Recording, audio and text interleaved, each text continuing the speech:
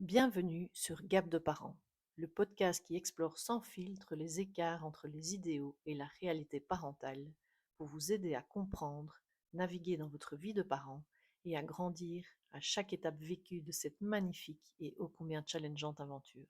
Je vous embarque avec moi. Bonjour à tous, j'espère que vous allez bien. Dans ce nouvel épisode du jour, j'aimerais spécifier à qui s'adresse exactement ce podcast. Parce que effectivement, ça paraît logique et en fait, je me rends compte d'expérience, on va dire professionnelle dans mes coachings ou dans mes ateliers collectifs que c'est pas toujours le cas. Parce qu'effectivement, je soutiens la parentalité au sens large, via donc du coaching individuel et également une dimension collective des ateliers. J'ai beau le communiquer que c'est ouvert aux mamans, aux papas, aux coparents, et bien le résultat que j'ai aujourd'hui, c'est que la plupart du temps, j'ai une majorité, voire une majorité de mamans et une extrême, très, très, très petite part de papas aujourd'hui. Voilà, c'est un constat que je fais. Il y a une évolution, par exemple, dans une entreprise où j'ai pour mission d'accompagner les personnes qui reviennent de congé parental. Donc là, on parle vraiment d'absence de 6 mois à une année. Eh bien, dans cette entreprise, j'ai essentiellement des mamans que j'accompagne pour ce fameux retour. J'ai eu la surprise la semaine dernière d'avoir un papa. J'étais ravie d'ailleurs de pouvoir échanger, de l'accompagner dans ce retour. Et avec les autres mamans, il y en a quand même plusieurs qui m'ont dit que voilà, elles revenaient travailler après cette année d'absence et que c'était au tour de leur mari, conjoint, compagnon d'être à la maison avec leur enfant pour leur congé parental de 6 mois. Donc voilà, oui, les mentalités changent, les papas sont de plus en plus présents, prennent le congé de paternité, même s'il n'est pas encore obligatoire et que pour moi ce serait important qu'il le soit pour qu'il n'y ait même plus de questionnement du fait de le prendre ou pas, parce qu'on a beau donner de plus en plus de semaines de congé au papa, eh bien, vu que ce n'est pas obligatoire, il y en a encore beaucoup qui n'osent pas le demander ou qui ont peur des préjugés du fait de s'absenter plus longtemps qu'une semaine ou 2 semaines. Il y en a d'autres qui ne veulent pas encore le prendre, qui ne sont pas prêts à le faire. Mais voilà, je pense que les choses sont en train de changer et c'est très bien. Je pense que la place du papa, du coparent est extrêmement importante au sein de la famille, hein. On fait un enfant, en général, en majorité des cas, en tout cas, je sais bien qu'il y a des exceptions.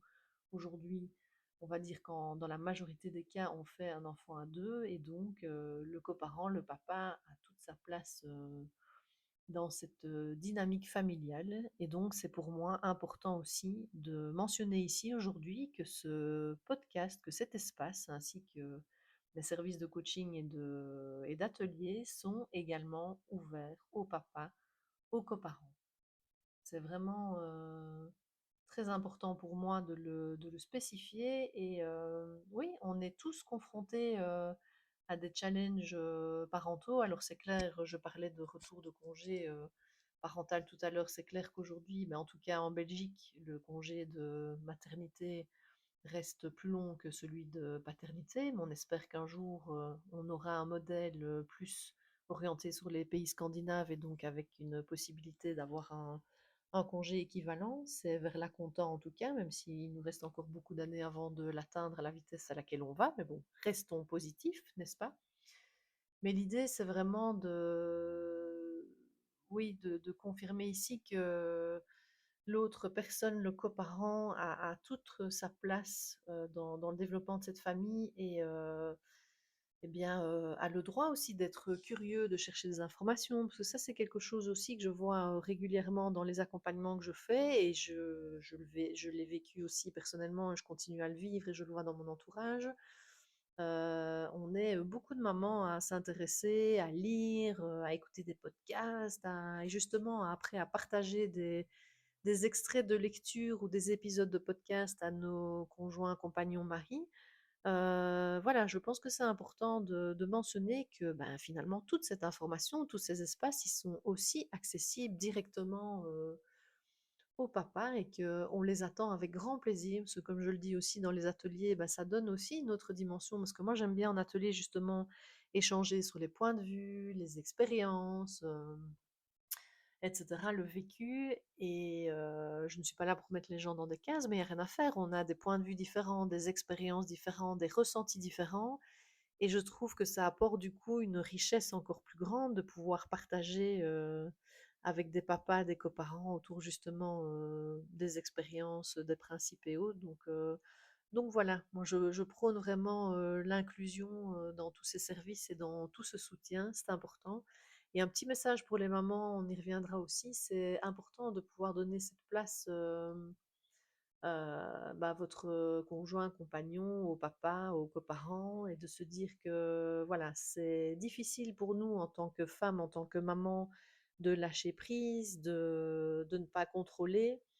Et en même temps, il y a beaucoup de littérature qui montre que finalement, que nos enfants ou nos bébés aient différentes manières d'être, on va dire, accompagnés, guidés, gérés, chouchoutés, tout ce que vous voulez, bah, c'est important aussi pour l'enfant de voir qu'il y a plein de manières différentes de le faire. Alors, ce ne sera pas toujours comme nous on le voudrait, de la même manière que nous, c'est certain. J'ai encore eu un exemple ce matin avec un repas qui a été géré différemment que je l'aurais voulu, une planification de repas voilà, qui a été donnée hier alors que c'était le repas qui était prévu pour partir aujourd'hui à l'école, etc. Donc voilà, après la phase de pic d'énervement d'une seconde, de se dire c'est pas grave, on va pouvoir remplacer, heureusement il y avait d'autres choses à changer. Bref, je vous passe le sujet. L'idée ici, c'est de se dire que c'est important cette diversité d'actions, de façons de faire, de gestion. Donc, laissons aussi leur la place dans tous ces moments et aussi ces activités extérieures où on pourrait se dire ah mais non, c'est que pour les mamans. Ben non, c'est tout à fait aussi ouvert au papa. C'est important et nous, ça nous donne aussi la possibilité, maman, bah, de pouvoir échanger justement dans d'autres espaces avec eux. Ça nous donne la possibilité peut-être bah, que eux, ils y aillent en tant que représentants de notre famille et pouvoir nous permettre de faire autre chose. Donc, je pense que c'est important et que c'est gagnant pour tout le monde. Voilà, je ne vais pas non plus m'éterniser sur le sujet. Vous verrez au fur et à mesure des épisodes que j'aime extrêmement parler. Et je suis partie aussi du principe que je voulais faire un podcast sans coupure. Donc voilà, c'est à moi de me contrôler aussi dans le débit de choses que j'ai envie de vous partager. Donc voilà, je clôturerai cet épisode avec un résumé, de dire que welcome les papas, les coparents, les mamans, les futurs parents, vous êtes tous les bienvenus dans cet espace, dans ce nouveau podcast Gap de parents. Et je vous dis à très vite pour un prochain épisode. À bientôt!